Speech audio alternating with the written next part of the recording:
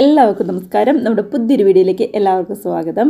ഇന്നത്തെ റെസിപ്പി നന്നായിട്ട് പഴുത്ത ചെറുപഴവും അതേപോലെ തന്നെ 2 മുട്ടയൊക്കെ മിക്സിയുടെ ജാറിൽ ഒന്ന് കറക്കിയെടുത്ത് നമ്മുടെ ഇഡ്ഡലി പാത്രത്തിൽ ആവിക്ക് വെച്ച നല്ല അടിപൊളി പുഡിങ്ങിൻ്റെ റെസിപ്പി കേട്ടോ. അപ്പോൾ നമ്മുടെ കൺവെട്ടത്തെ അടുക്കളയിൽ എപ്പോഴും കാണുന്ന സാധാരണ ചേരുവകൾ മാത്രം മതിയാവും നമുക്ക് ഈ റെസിപ്പി ചെയ്തെടുക്കാനായിട്ട്. കഴിക്കുമ്പോൾ അങ്ങ് വായിലിട്ട് അലിഞ്ഞിറങ്ങുന്ന അത്രയ്ക്ക് ടേസ്റ്റാണ്. ഒരു തവണയെങ്കിലും പഴമുള്ളപ്പോൾ ഇതേപോലെ ട്രൈ ചെയ്ത് നോക്കണം കേട്ടോ. കമൻസൊക്കെ ആണെന്നുണ്ടെങ്കിലും മറക്കാതെ അറിയിക്കുക. നമുക്ക് കണ്ടു നോക്കിയാലോ എങ്ങനെയാണ് നല്ല സൂപ്പർ ടേസ്റ്റിലുള്ള ഈ റെസിപ്പി ചെയ്തെടുക്കുന്നതെന്ന്.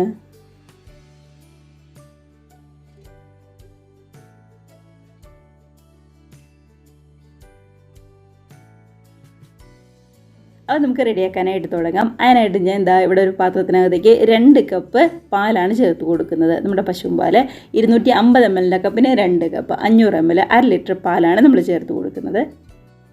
ഇനിയിപ്പോൾ നമ്മുടെ ഈ പാലിലേക്ക് ഒരു 3 ടേബിൾ സ്പൂൺ നിറച്ച് തന്നെ പഞ്ചസാരയും കൂടി ചേർത്ത് നന്നായിട്ടൊന്ന് തിളപ്പിച്ചതിന് ശേഷം ഗ്യാസ് ഏറ്റവും ലോ ഫ്ലെയിമിലാക്കി ഒരു 10-15 മിനിറ്റെങ്കിലും ഒന്ന് വെയിറ്റ് ചെയ്യണം. അപ്പോൾ അങ്ങനെ വെയിറ്റ് ചെയ്യാൻ നേരത്ത് ശരിക്കും ഒന്നിങ്ങ് തിളച്ച് അതൊന്നിങ്ങ് വറ്റി വരും. നമ്മളിപ്പോൾ ഒഴിച്ചു കൊടുത്ത പാലിൻ്റെ നേർപകുതിയായിട്ട് നല്ല കട്ടിക്ക് നമുക്ക് കിട്ടും പാല്. അതിന് വേണ്ടിയിട്ടാണ് നമ്മൾ അങ്ങനെ ചെയ്യുന്നത്. അപ്പോൾ വേറെ എക്സ്ട്രാ ചേരുവകളൊന്നും ചേർക്കണ്ട, പഞ്ചസാരയും പാലും മാത്രം മതിയാവും. അപ്പോൾ ഗ്യാസ് ഏറ്റവും ലോ ഫ്ലെയിമിലാക്കിയിട്ട് നന്നായിട്ട് ഒരു 10-15 മിനിറ്റ് നേരം ഇരുന്ന് തിളയ്ക്കുമ്പോൾ ശരിക്കും ഒന്നിങ്ങ് വറ്റി വരും. അതായത് നമ്മൾ ഒഴിച്ചു കൊടുത്ത പാലിൻ്റെ നേർപകുതിയായിട്ട് നല്ല കട്ടിക്ക് തന്നെ നമുക്ക് കിട്ടും. അങ്ങനെതാ പാലൊക്കെ നന്നായിട്ടൊന്ന് തിളച്ച് വന്നപ്പോൾ ഗ്യാസ് ഞാൻ ഏറ്റവും ലോ ഫ്ലെയിമിലേക്ക് മാറ്റി കൊടുത്തിട്ടുണ്ട്. ഇനിയിപ്പോൾ ശരിക്കും ഒന്ന് തിളച്ച് ഒന്നിങ്ങ് വറ്റി വരണം. അപ്പോൾ ഇതേപോലെ ഇങ്ങ് വറ്റി വരുമ്പോഴാണ് നമ്മുടെ പുഡിങ് കഴിക്കുമ്പോഴാണെന്നുണ്ടെങ്കിലും നല്ല ടേസ്റ്റ് ഉണ്ടാവുള്ളൂ. നമ്മളങ്ങനെ വായിലിട്ട് അങ്ങ് അലിഞ്ഞിറങ്ങുന്ന ആ ഒരു ടേസ്റ്റ് ഉണ്ടാവണമെന്നുണ്ടെങ്കിൽ, ചെറിയൊരു കട്ടിപ്പൊക്കെ ഉണ്ടാവണമെന്നുണ്ടെങ്കിൽ ഇതേപോലെ ഒന്നിങ്ങ് കുറുക്കിയെടുക്കുക തന്നെ ചെയ്യണം കേട്ടോ. നമ്മൾ നേരത്തെ ഒഴിച്ചു കൊടുത്ത പാലിൻ്റെ നേർപകുതിയായിട്ട് തന്നെ കിട്ടിയിട്ടുണ്ട്. ഇത് മതിയാവും. നമുക്ക് ഗ്യാസ് ഓഫ് ചെയ്തിട്ട് തണുക്കാനായിട്ട് മാറ്റി വയ്ക്കാം. അപ്പോൾ ആ സമയത്ത് നമുക്ക് പഞ്ചസാര പതുക്കെ ഒന്ന് കാരമലൈസ് ചെയ്തെടുക്കണം. അതിനായിട്ട് ഞാനിവിടെ ഒരു പാനിലേക്ക് ഒരു 1/4 കപ്പ് പഞ്ചസാരയും കൂടി ചേർത്ത് കൊടുക്കുന്നുണ്ട്. ഏകദേശം ഒരു 3-4 ടേബിൾ സ്പൂൺ എടുത്ത് പഞ്ചസാരയുണ്ട്. ഇതിനകത്തേക്ക് ഒരു 2 ടേബിൾ സ്പൂൺ എടുത്ത് വെള്ളവും കൂടി ചേർത്ത് നന്നായിട്ട് തന്നെ ഇതൊന്ന് കാരമലൈസ് ചെയ്തെടുക്കാം.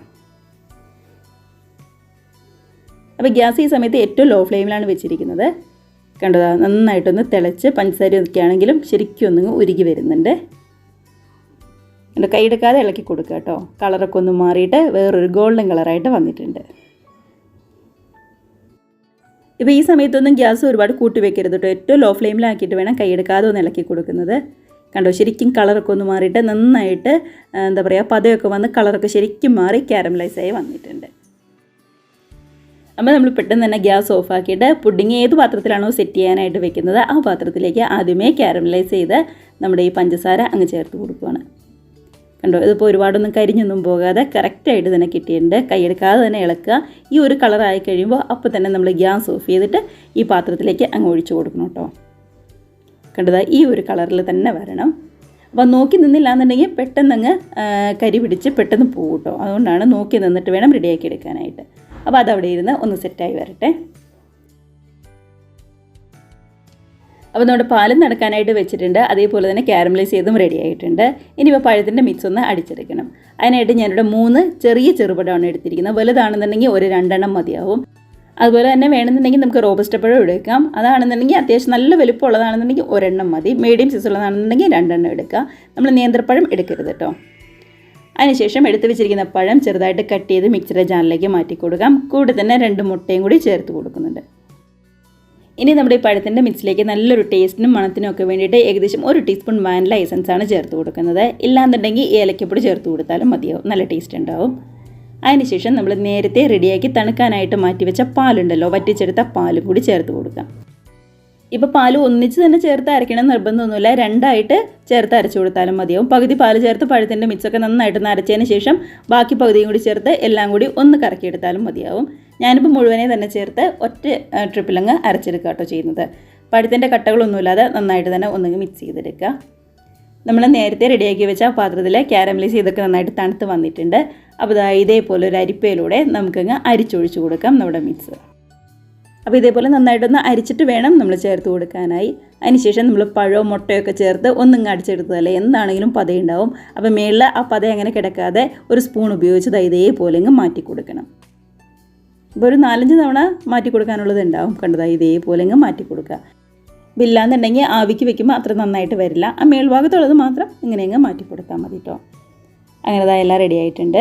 ഇനിയിപ്പോൾ വേറെ ഒന്നുമില്ല, ഒരു ഫോയിൽ പേപ്പർ വെച്ച് നന്നായിട്ടൊന്ന് കവർ ചെയ്തതിന് ശേഷം ആവിക്ക് വെച്ച് ഒന്ന് റെഡിയാക്കി എടുക്കലാണ് ചെയ്യുന്നത്.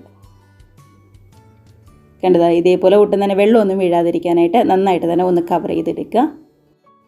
അപ്പോൾ ഈ സമയത്ത് നമ്മുടെ ഇഡ്ഡലി പാത്രത്തിലെ വെള്ളമൊക്കെ ആണെങ്കിലും നന്നായിട്ടൊന്ന് തിളച്ച് റെഡിയായി വന്നിട്ടുണ്ട്. നേരെ ഈ പാത്രം എടുത്ത് ആവിക്കങ്ങ് വെച്ചാൽ മാത്രം മതിയാവും.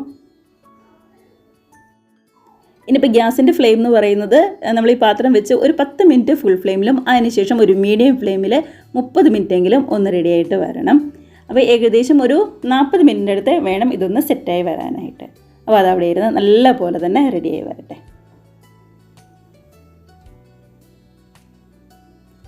കണ്ടോ, ഒരു 40 മിനിറ്റ് ആയപ്പോൾ നല്ലതുപോലെ തന്നെ സെറ്റായി വന്നിട്ടുണ്ട്. ശരിക്കും പുറത്തേക്ക് ആവി വന്ന് അടിപൊളിയായിട്ട് വന്നിട്ടുണ്ട്.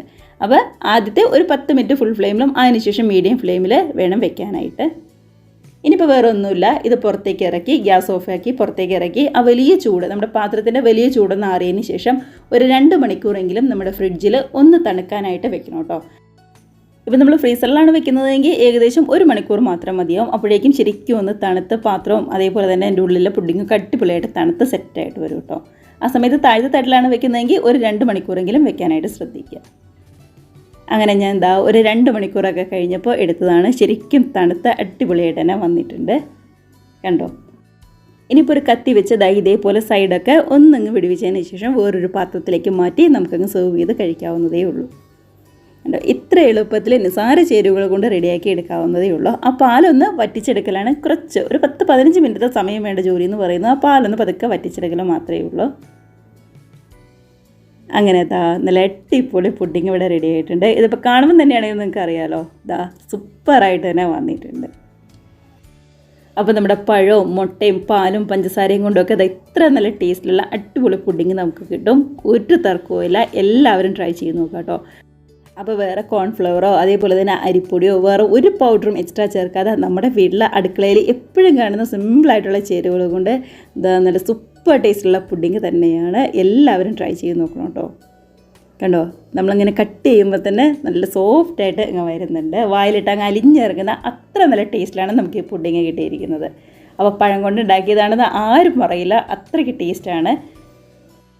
അപ്പോൾ നമ്മൾ പാലൊന്ന് കുറുക്കിയെടുക്കുന്നതും അതേപോലെ തന്നെ പഞ്ചസാര ക്യാരമലൈസ് ചെയ്തെടുക്കുമ്പോൾ ഒരുപാടൊന്നും കരിഞ്ഞൊന്നും പോകാതെ കറക്റ്റായിട്ടൊന്ന് നോക്കി നിന്ന് റെഡിയാക്കി എടുത്താൽ മാത്രം മതിയാവും. ഇങ്ങനെയുള്ള 1-2 കാര്യങ്ങളൊന്നും ശ്രദ്ധിച്ചു കഴിഞ്ഞാൽ നല്ല സൂപ്പറായിട്ട് തന്നെ കിട്ടും. കണ്ടോ, ഇതേപോലെ അങ്ങ് കട്ട് ചെയ്ത് കഴിക്കാവുന്നതേ ഉള്ളൂ. നമ്മൾ കട്ട് ചെയ്ത് കഴിച്ചതിന് ശേഷം ഫ്രിഡ്ജിൽ വെക്കുക കേട്ടോ.